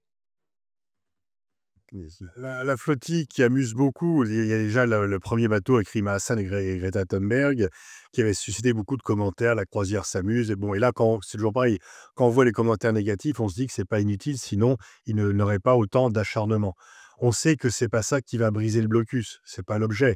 Ça, c'est l'objet officiel, mais ça va pas briser le blocus. Ils sont arrêtés avant, espérons qu'il y ait pas de dégâts, que ça finisse pas comme le Marmara, mais c'est pour faire parler. Donc le but, c'est de communiquer sur ce qui se passe à Gaza et d'attirer l'attention sur le fait qu'il y a un blocus et qu'il y a une absence d'aide humanitaire, une absence de produits d'hygiène, de produits de première nécessité. Donc je pense que c'est utile. En plus, c'est un geste international de plusieurs pays. Saluons d'ailleurs, au passage, le fait que, le gouvernement espagnol et italien de madame Meloni ont envoyé des navires pour protéger leurs nationaux. Il y a des Français, je pense, dans cette flottille, il n'y a pas eu de bateau français pour protéger nos nationaux. Juste, j'ajouterais qu'il y aura pas de bateau français. J'en ai eu l'assurance, ce matin dans une question qui a été posée à des responsables français et donc ils considèrent que, ça c'est justement simplement fait pour a amuser la galerie alors qu'il y a une vraie quand même mobilisation et ça montre quand même quelque chose et que je pense que cette initiative n'est pas du tout, à minimiser en tous les cas et surtout ça montre quand même le poids de cette mobilisation des sociétés et ça je pense que c'est quand même un élément qui est extrêmement, important et le fait que l'Italie ait envoyé quelqu'un alors que Meloni est quand même une défenseuse, je sais pas comment ça se dit, de Netanyahou montre bien quand même que la pression de la société, de la population italienne est telle qu'elle est obligée quand même de faire quelque chose. Nous la France, on n'en est pas encore là. Moi, en 2 mots, je m'inscris dans ce qui vient d'être dit. Je trouve qu'il y a quand même on observe un écart, croissant entre, l'impuissance, calculée, on l'a rappelé, des États à ne rien faire et les sociétés civiles qui, ne se retrouvent pas dans ces manières de procéder de leurs leaders et ça passe par évidemment des flottilles et en tout cas, en tant que président Médecins du Monde et notre association avec d'autres, on a soutenu ces démarches et on a condamné les attaques dont elles ont été victimes, notamment ces derniers jours, il y a des drones ou autres. Mais il faut souligner, le travail des dockers aussi et d'autres acteurs qui, à leur niveau, avec leurs petits bras, bah, essaient d'influencer le conflit, certes une goutte d'eau dans l'océan, mais en empêchant, par exemple, l'envoi d'un container, rempli d'armes. Donc il faut saluer cela et voilà, sachez que nous, par exemple, nos associations, on n'a jamais eu autant de dons. Alors, continuez à nous donner évidemment, hein, mais ça montre bien aussi combien, la société civile, au travers de notre action, mais aussi en défiance vis-à-vis des autorités politiques, trouve un relais, sur la possibilité d'impacter le conflit à leur niveau. Donc moi, j'y vois, l'émanation d'actions de société civile qui sont tout à fait, admirables. Ils prennent des risques. Certes, les Espagnols et les Italiens ont envoyé un bateau, mais ils vont pas rentrer dans les eaux israéliennes. Aujourd'hui, ils ont annoncé qu'ils resteraient dans la limite des eaux internationales et donc aujourd'hui, la flottille, elle se retrouve à poil, pardonnez-moi l'expression et sans être protégée par, les bateaux qui ont été envoyés. Donc moi, je suis, admiratif et je me reconnais dans les initiatives de ce type. Oui, quand, il y a eu le 7 octobre et la suite, je me suis dit: ouh là là, le Hamas fait des choses épouvantables. Est-ce que» alors, j'ai peut-être l'esprit tordu, Est-ce que c'est pour, je dirais, obliger les Israéliens à réagir et en profiter de leur réaction? Et quand j'ai vu les Israéliens réagir, au début, je me suis dit: «Bah, le Hamas a gagné, c'est ce que le Hamas voulait». Bon, maintenant, ça dépasse largement ce que je pouvais imaginer, mais ce que je veux dire, c'est que le Hamas a pu avoir cette idée-là et je suis toujours inquiet du fait que le Hamas, ils sont suffisamment intelligents et ils ont suffisamment d'amis chez je dirais, dans leur région, pour influencer leurs amis pour faire la même chose et en profiter. Vous voyez ce que je veux dire? Il y a une logique Hamas qu'il ne faut pas oublier. Est-ce que c'est celle que j'ai dite? Est-ce que ça en est une autre? Mais il faut essayer de penser à ce que pense le Hamas, à mon avis.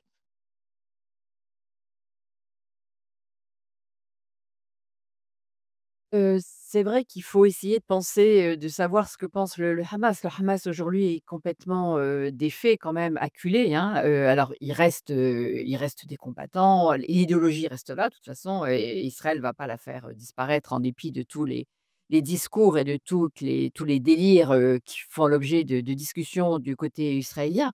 Donc oui, c'est une force. Moi, je suis très choquée quand on dit qu'il faut faire émerger un nouveau leadership palestinien. Oui, bien sûr, il faut le faire, émerger ce leadership, mais c'est pas à nous à savoir qui va être ce leadership, comment il va être composé. Laissons les Palestiniens, ils sont assez grands, ils sont assez compétents. Il y a beaucoup de Palestiniens en Cisjordanie. Alors d'autant plus si certains prisonniers palestiniens sont libérés par Israël, dont certains peuvent représenter quand même une alternative à ce leadership, aussi bien de l'autorité que du Hamas.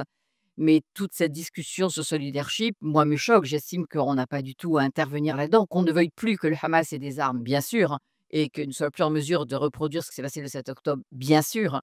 Mais au-delà, je pense que, il faut vraiment être, et quand aujourd'hui on dit que c'est Tony Blair qui va diriger l'instance, transitionnelle, quand on voit le résultat de Tony Blair lorsqu'il était à la tête du Quartet, donc l'envoyé spécial États-Unis, ONU, Union européenne et la Russie dans les années 2000, quand on voit la gabegie financière, qu'il a vraiment, il a été à la tête d'un système où il s'en est, enfin voilà, l'argent a été dépensé mais sans aucun résultat. Et je rappelle quand même que, Tony Blair a fait partie de ceux qui ont quand même soutenu l'invasion américaine de l'Irak avec des preuves fabriquées de toutes pièces. Donc qu'on en soit aujourd'hui à mettre ça en avant, parce que le leadership palestinien n'est pas capable de gérer. Oui, l'autorité, il faut effectivement, c'est pas elle qui va gérer et c'est pas Mahmoud Abbas en tous les cas qui va gérer quoi que ce soit. Ça n'a absolument aucun sens. Mais il y a plein de jeunes Palestiniens, enfin jeunes, parce que je dis ça par rapport à Mahmoud Abbas, hein. Je n'ai pas le culte de la jeunesse particulièrement, mais il y a des Palestiniens en Cisjordanie. Alors dans la bande de Gaza, c'est plus compliqué de les entendre parce que la situation est absolument, comme vous avez compris, insupportable et invivable. Mais c'est là-dessus qu'il faut travailler et pas sur ces espèces de montages absolument hallucinants avec un Tony Blair, avec Donald Trump qui est à la tête de tout ça. Enfin, on est quand même, dans un système qui, moi, me laisse, sans voix. Pascal, peut-être une question pour toi. C'est une question à distance là, parce que je vous dis qu'il y a 220 personnes qui sont connectées et qui nous suivent en visio. C'est sur la question, de l'Union européenne et du refus, de cette Union européenne de dénoncer l'accord d'association, ce qui est possible en fonction de son article 2.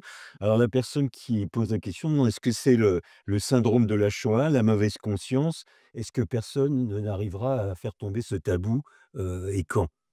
Alors, il faudrait une majorité, enfin, on peut le faire tomber, mais c'est pas voté à l'unanimité, c'est voté à la majorité qui n'existe pas pour le moment. En fait, l'Union européenne est, comme sur beaucoup de sujets, mais plus encore que sur d'autres sujets, complètement divisée. Ça fait longtemps que lorsqu'il y a un vote à l'ONU sur la question israélo-palestinienne, il y a les pour, les contre et les abstentions. Alors que sur d'autres sujets, on arrive à voter tous ensemble.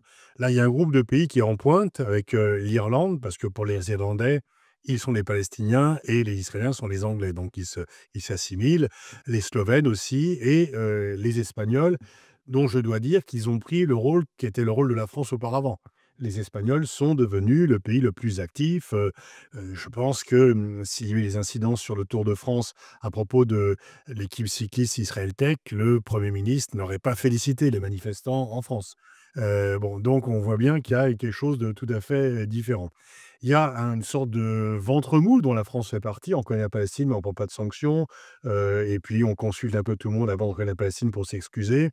Et puis il y a ceux qui sont fermement du côté d'Israël, dont la Hongrie d'Orban, qui n'est pas le moins antisémite des dirigeants européens, et l'Allemagne, qui, s'interdit, au nom de l'histoire, tout geste hostile par rapport à Israël et donc faisant payer, un génocide en cours au nom d'un génocide passé, aux Palestiniens. C'est comment nous, on a un groupe à l'IRIS, c'est un groupe stratégique franco-allemand, donc on les voit depuis, 99, 1 ou 2 fois par an.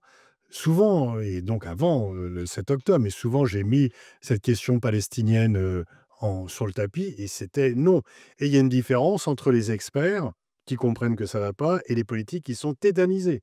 Tétanisés par cela, ils pensent que s'ils dévient de la ligne, leur carrière est foutue, et donc, oui, certains par conviction, il y a un aveuglement. Quand on voit quand même que la ministre verte des Affaires étrangères est la plus active pour soutenir Israël, on se dit qu'il y a quand même un vrai problème. Madame Meloni, quand même, a utilisé le mot génocide, et envoyé un bateau et je crois que, le plus grand virage, ce sont les Pays-Bas qui étaient parmi parce qu'il y a beaucoup de choses à se faire pardonner, ils qui étaient les plus forts soutiens d'Israël.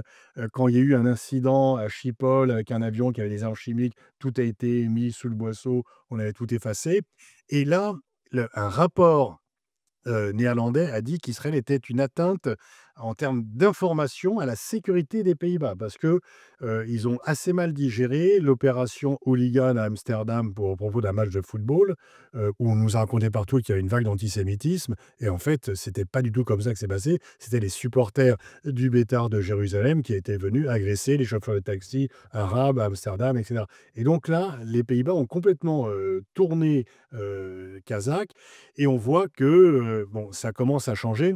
Pour les opinions publiques, c'est réglé, mais il y a encore de fortes résistances.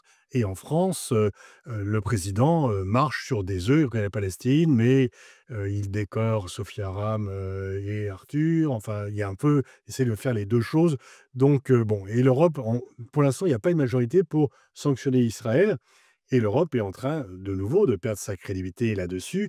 Et je pense qu'il y a une coupure entre les opinions européennes, qui tous pensent que ce que fait Israël n'est pas acceptable, et les diplomaties qui sont tétanisées, qui sont frigorifiées et qui n'osent pas avancer.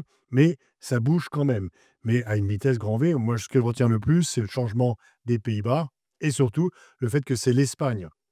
Enfin, on a enfin, je parle devant les Trocas qui connaissent ça par cœur et d'autres aussi dans cette salle.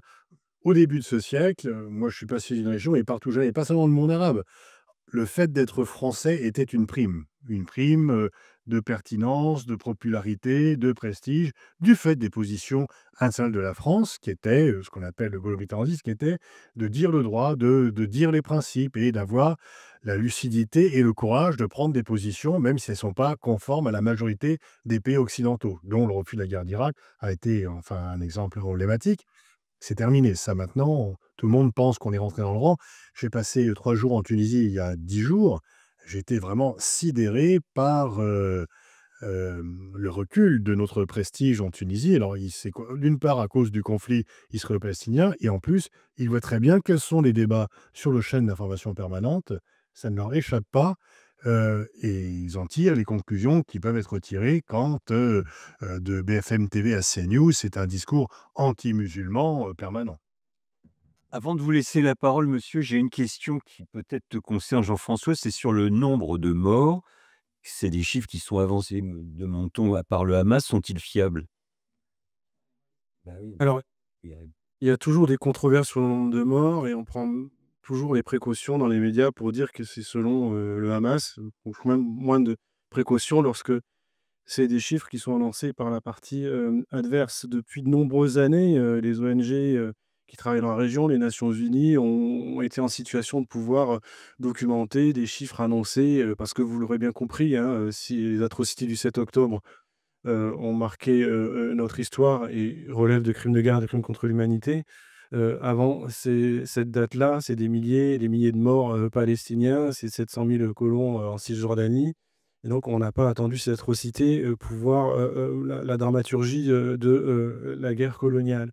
Donc ça il y a eu plusieurs séquences, plusieurs époques où on a, documenté, les chiffres qui étaient annoncés et en général, ils étaient assez, cohérents, avec, la réalité. Donc aujourd'hui, les chiffres qui sont avancés et je les évoquais tout à l'heure, 66 000 morts, 150 000, blessés, sont la fourchette basse, hein. Je vous rappelle qu'un article du Lancet de avril 2024 parlait déjà de morts indirectes à hauteur de 190 000, 170 000. Voilà, en tant que médecin, je peux vous dire qu'aujourd'hui, sur les 150 000 blessés, il y en a beaucoup qui vont mourir, à moyen terme ou à long terme, parce qu'on sait très bien que la cinétique de la mortalité, en lien avec aujourd'hui une famine, le défaut de soins depuis, 2 ans, fait que beaucoup de gens vont mourir même si, les combats s'arrêtent demain et ils vont continuer à mourir dans les mois et les années qui viennent pour plein de raisons, physiopathologiques, et psychologiques notamment.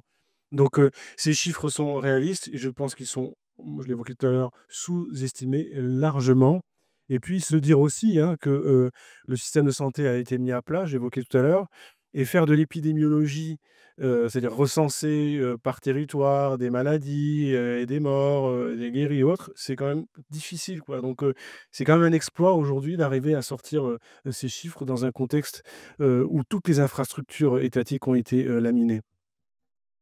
Merci. Monsieur là-bas, oui. Oui, je voudrais aborder les la question de l'opinion publique française, en racontant d'abord une petite anecdote qui m'est arrivée lundi dernier, lundi 22, le jour où la France annonçait sa reconnaissance de l'État palestinien. J'ai voulu me faire plaisir et j'ai pris un petit drapeau de l'association France-Palestine Solidarité que j'ai mis devant la porte de mon bureau.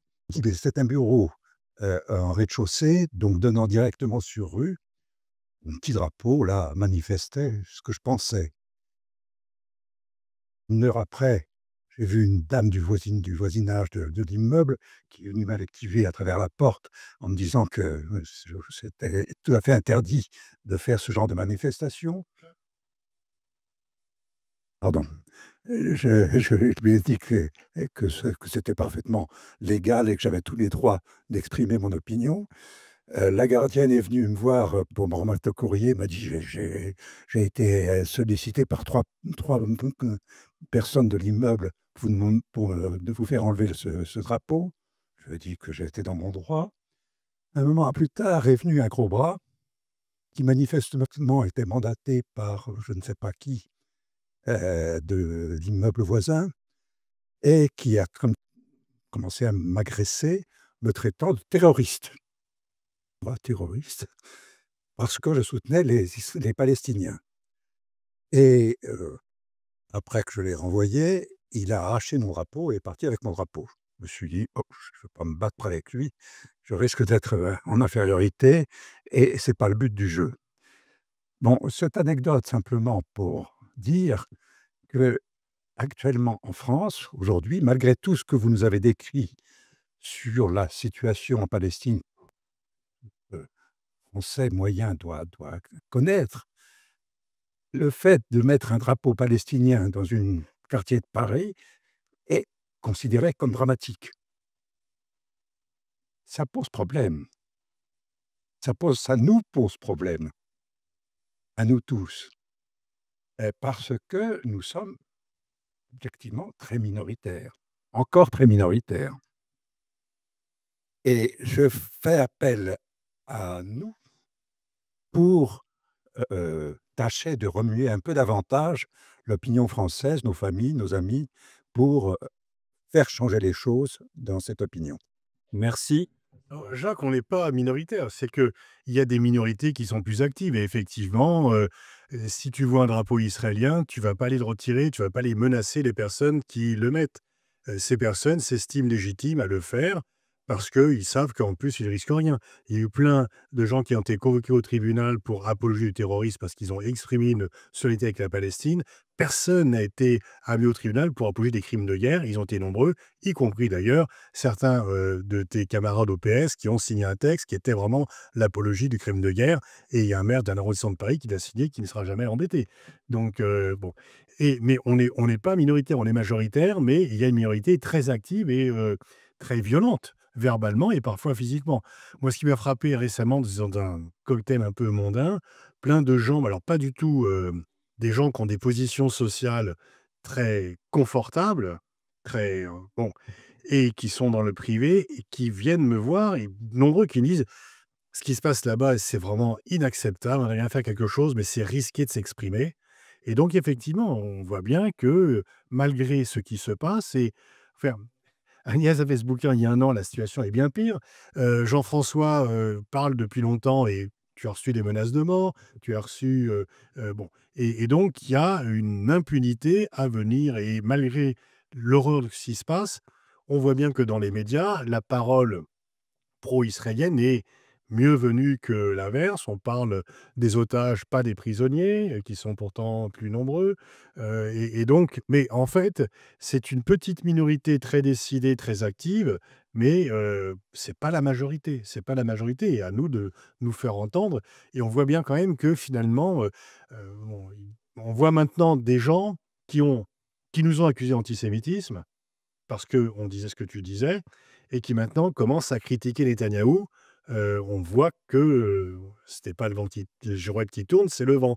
Bon, et quand je vois qu'un maire d'une ville de banlieue, qui disait qu'il fallait surtout pas emporter le conflit du Proche-Orient et qu'il fallait surtout pas en parler, que ceux qui en parlaient alimentaient l'antisémitisme, maintenant emploient le terme de génocide, je me dis que peut-être pour lui les municipales se rapprochent. Bonsoir. Bonsoir. Je suis ici. Bonsoir, merci pour vos interventions. Je voulais juste vous poser une question vis-à-vis aujourd'hui de la colonisation, en Cisjordanie et de l'État de la bande de Gaza, mais aussi de toutes les institutions qui représentent les Palestiniens. Est-ce que la solution à 2 États est encore faisable, dans 5 ans, dans 10 ans ou à plus long terme? Ou est-ce que c'est un fantasme et il faut passer à autre chose et essayer de penser, une autre solution qui puisse être, bénéfique, à la fois pour les Israéliens et les Palestiniens? Alors c'est vrai qu'aujourd'hui, cette solution à 2 États paraît complètement irréaliste sur le terrain lorsque l'on voit le mitage du territoire palestinien avec le développement des colonies, l'extension des colonies, la création de nouvelles colonies. Le seul problème, c'est qu'on n'a pas d'autre solution sous la main et qu'on n'a pas d'autre projet parce que l'autre solution, c'était un État binational. Autant vous dire que dans le contexte actuel, l'État binational, je ne vois pas comment on peut même l'évoquer. Le simple fait de l'évoquer, vous êtes mort. Donc, c'est même pas la peine de penser.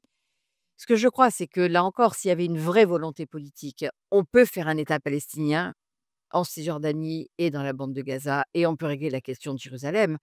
Il y avait déjà des plans qui avaient été établis dans les années 2000 où déjà la colonisation avait déjà largement empiété sur le territoire qui pouvait devenir le futur État palestinien et il y avait des propositions de compensation. C'est-à-dire l'idée, c'était de démanteler un certain nombre de colonies, mais de laisser les 3 grands blocs de colonies parce que celle-là, compliqué de faire partir, 500 000 personnes.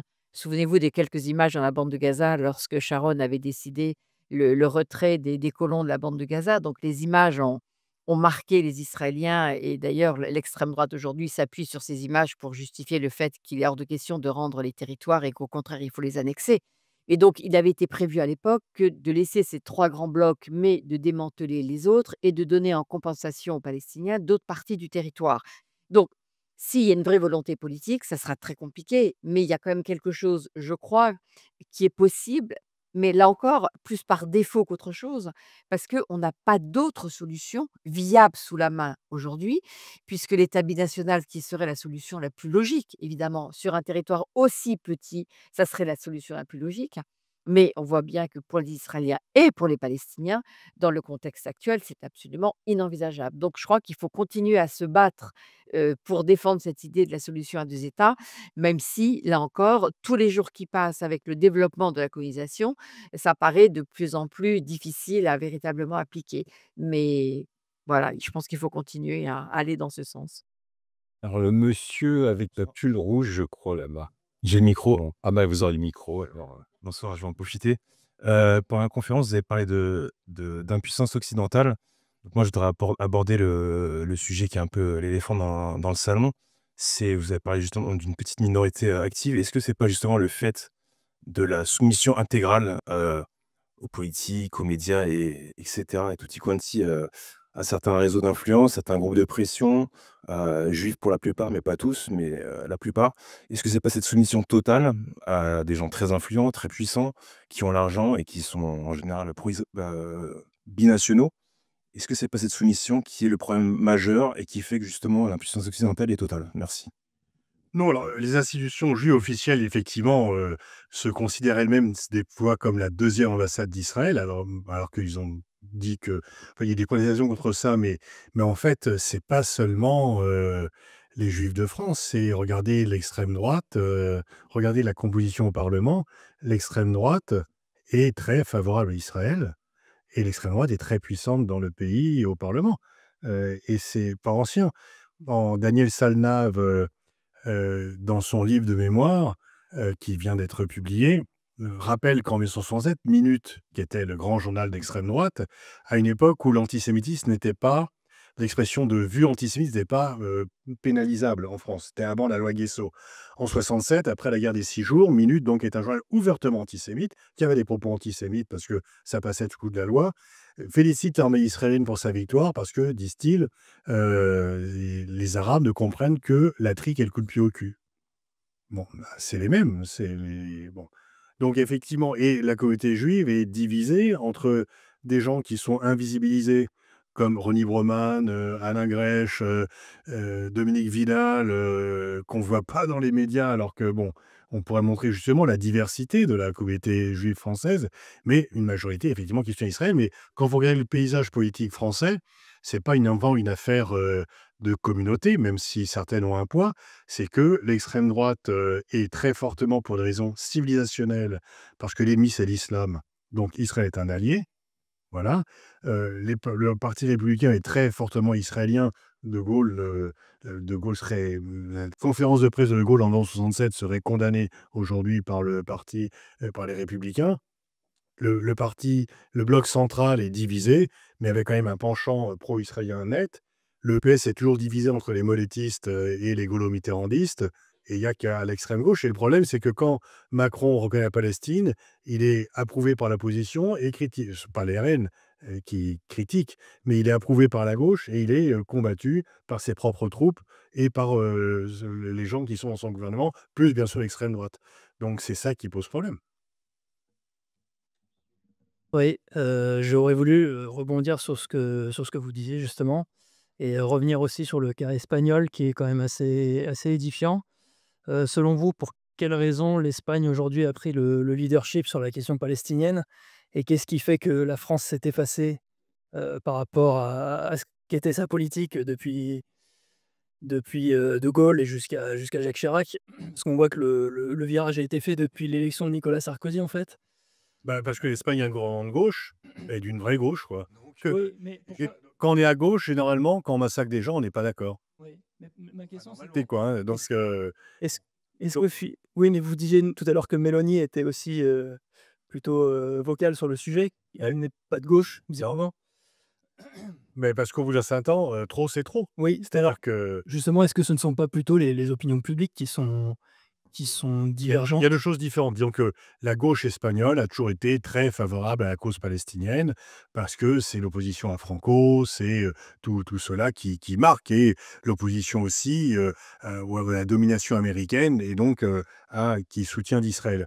Après, dans les opinions, même les partis de droite, je veux dire, si Macron a changé d'attitude après avoir longtemps hésité, c'est parce qu'il a senti que l'opinion a changé et je pense, et Jean-François me démentira pas, que ce qui a changé, c'est la famine.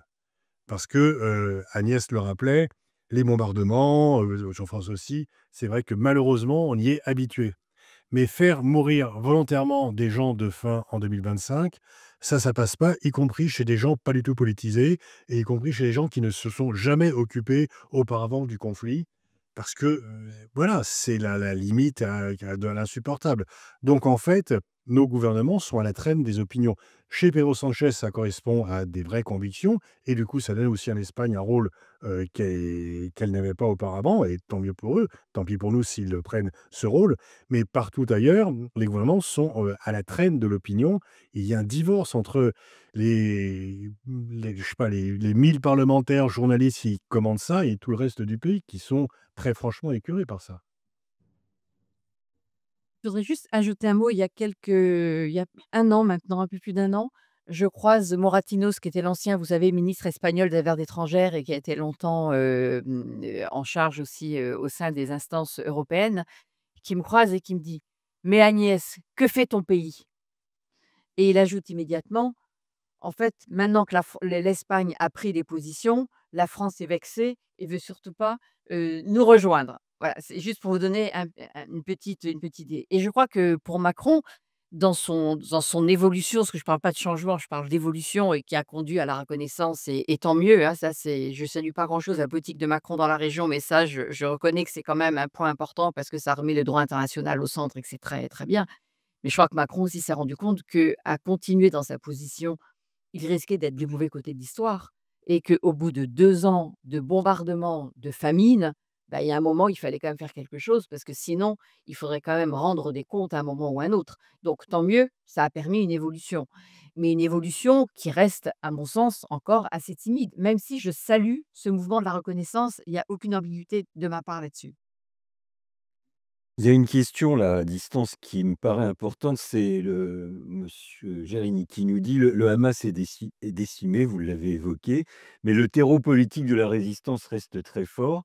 Est-ce que la victoire israélienne pourrait paradoxalement renforcer l'idéologie radicale à moyen terme? C'est important ça. Oui, ce que je pense, c'est que de toute façon, les Palestiniens, d'une façon générale, mais tous les pays de la région, que ce soit les Libanais ou autres, aujourd'hui, sont dans un effet de sidération absolue. À la violence déployée par Israël, qui est absolument exceptionnelle, on l'a développée maintenant depuis 1 heure qu'on parle, est telle que je pense que de toute façon, pendant un certain temps, toutes ces sociétés vont être complètement tétanisées. Parce que le message qui est passé par Israël depuis 2 ans, c'est quoi? Et pas simplement vis-à-vis des Palestiniens, mais vis-à-vis des Libanais, vis-à-vis des Syriens, vis et des Iraniens maintenant. C'est de dire: «De toute façon, on est tellement fort qu'on fait ce qu'on veut, comme on veut, quand on veut et que rien nous arrêtera.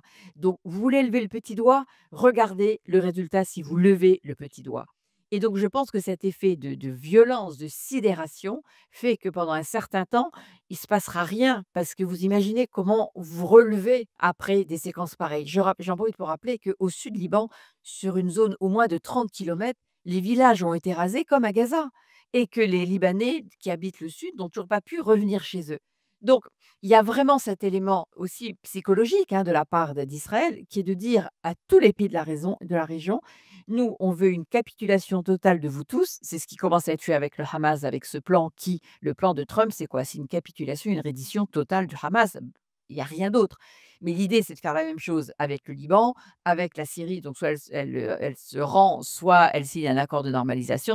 Donc je pense que le terreau, évidemment, va être là et ça risque de repartir de façon encore plus dramatique. Mais je ne crois pas dans l'immédiat, tant cet effet de sidération face à la violence, faut imaginer, je crois qu'on n'arrive pas, même si nous, on suit tous les jours ce qui se passe, je crois qu'on n'arrivera jamais à mesurer l'ampleur de ce qui se passe et de la situation dans la bande de Gaza. Je crois que c'est impensable de réaliser ce qui se passe.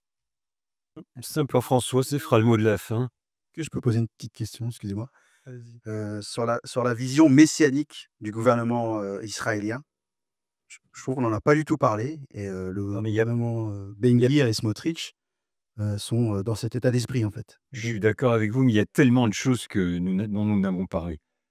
Jean-François? Non, simplement, je voulais dire, et je m'aligne sur ce qui a été dit par Agnès et Pascal, sur le fait qu'il faut reconnaître l'intérêt de la reconnaissance des États palestiniens, même si ça intervient dans une double hypocrisie, qui est d'avoir laissé la colonisation depuis 40 ans se faire sans rien dire, et puis de ne pas tout faire pour stopper un génocide en cours, parce que la reconnaissance de l'État palestinien ne stoppe pas le génocide en cours aujourd'hui et les attaques continuent. De fait, hein, y compris par les autorités du côté des autorités françaises et la plupart des Européens, on a assisté à des gesticulations communicationnelles d'indignation depuis 2 ans où on s'indignait des morts, mais depuis janvier 2024, la Cour internationale de justice rappelle qu'il y a un risque plausible de génocide si l'aide ne rentre pas massivement, et elle n'est jamais rentrée massivement depuis janvier 2024. En juillet 2024, l'ONU recensait déjà des morts de malnutrition, d'enfants malnutris liés à la famine créée par la main de l'homme. En novembre et en décembre 2024, Amnesty Human Rights Watch parlait déjà de génocide. Donc, ça fait quand même 2 ans qu'on laisse une dynamique, je dirais, génocidaire s'affirmer, concrétisée aujourd'hui, objectivée il y a 15 jours par les Nations Unies, ce qui là, rend encore ce constat plus fort. Et on a eu face à ça des gesticulations communicationnelles, je le dis, mais à aucun moment, la plupart des États, et c'est l'entièreté des États qui ont signé les conventions de 48, qui sont des conventions qui sont censées prévenir et punir le crime de génocide, depuis janvier 2024, ont tout fait. Là, aucun de ces États, la plupart, je ne parle pas de l'Irlande, la Belgique peut-être et de l'Espagne, et la plupart n'ont pas tout fait pour stopper le risque de génocide en cours. Et en ce sens, ils sont tous complices au regard des conventions de 48 d'avoir laissé un génocide en cours.